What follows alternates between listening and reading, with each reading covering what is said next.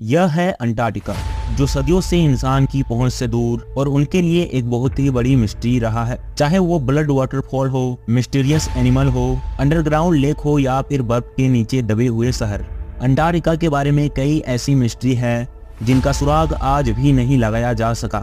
Antarctica दुनिया का वो एक लौता कॉन्टिनेंट है जहाँ कोई नहीं रहता, क्योंकि यहाँ का टेम्परेचर -90 डिग्री सेल्सियस तक चला जाता है।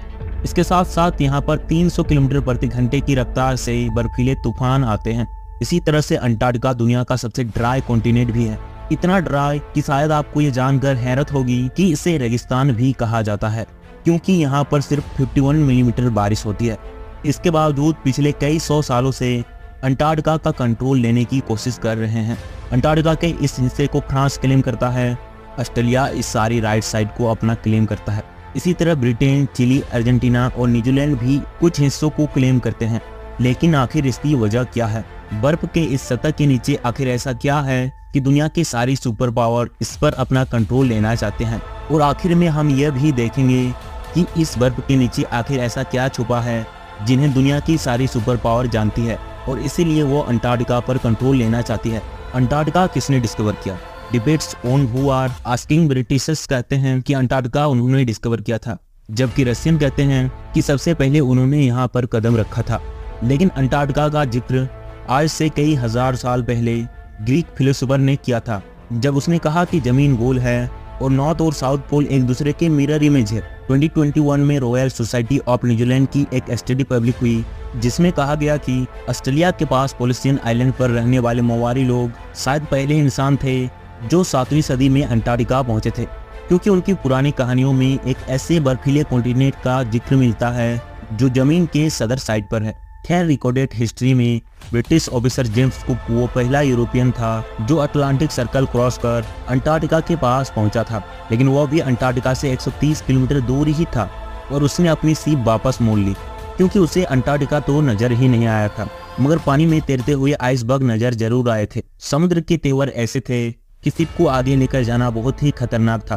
कैप्टन कुक के बाद और भी बहुत से लोगों ने अंटार्कटिका को डिस्कवर करने की कोशिश की, मगर वो कामयाब नहीं हो सके। फिर 19वीं सदी आते ही इकोनॉमिकल डेवलपमेंट के लिए कंट्री के बीच कंपटीशन शुरू हो गया। दुनिया एक न्यू वर्ल्ड की तरफ बढ़ रही, रिसर्चर्स डिस्कवर कर रहे थे, इंडस्ट्री लग रही थी और हर कंट्री आने वाली नई सदी में सुपर पावर बनना चाहता था और इसीलिए खोज पर ज्यादा जोर लग रहा था। ऐसे में 1819 में रशियन एम्परर ने फेबियन वलिस को यह टास्क दिया कि वो पूरी दुनिया का चक्कर लगाए और नई कंट्री और कॉन्टिनेंट को डिस्कवर करे। 1820 में फेबियन ने कैप्टन कुक की प्रेडिक्शन गलत साबित कर दी और यहाँ सदर्न ओशियन में पहुंचकर अंटार्कटिका को बहुत ही करीब से देखा, पर उसने अंटार्कटिका पर कदम नहीं रखा था। मगर उसे मॉडर्न हिस्ट्री का वो पहला इंसान माना जाता है जिसने अंटार्कटिका को देखा था। फिर 1900 से 1920 के बीच बहुत से रिसर्चर्स अंटार्कटिका पर आए। ब्रिटिश एक्सप्लोरर रॉबर्ट फल्कन 1911 में अपनी टीम के साथ अंटार्कटिका पर उतरा और तकरीबन 400 माइल तक आगे गए, मगर फिर खराब मौसम और भूख की वजह से उसे वापस लौटना पड़ा। लेकिन वापसी का यह सफर बहुत ही भयानक साबित हुआ। स्टॉक और उसकी टीम सख्त सर्दी और तूफान में फंस गए और इन सब की मौत हो गई। फिर वर्ल्ड वॉर आने के बाद बहुत सी कंट्रीज ने यहाँ पर अपना टीम भेजा और इस कॉन्टिनेंट को क्लेम करने की कोशिश की। 1939 में हिटलर के कहने पर जर्मन एयरफोर्स ने यहाँ पर नाज़ी झंडे भी गिराए ताकि ये एरिया जर्मन के कंट्रोल में दिखा सके।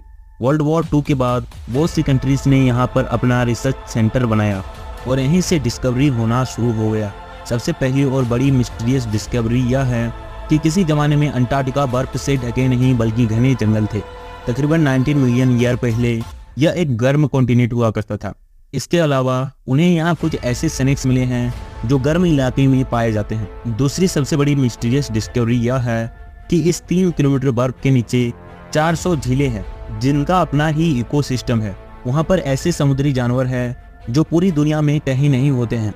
बड़े स्पाइडर और थ्रू जेलीफिश। यहाँ बर्फ के नीचे एक अलग ही दुनिया है। वीडियो अच्छा लगा तो चैनल को सब्सक्राइब करके वीडियो को लाइक कर दो।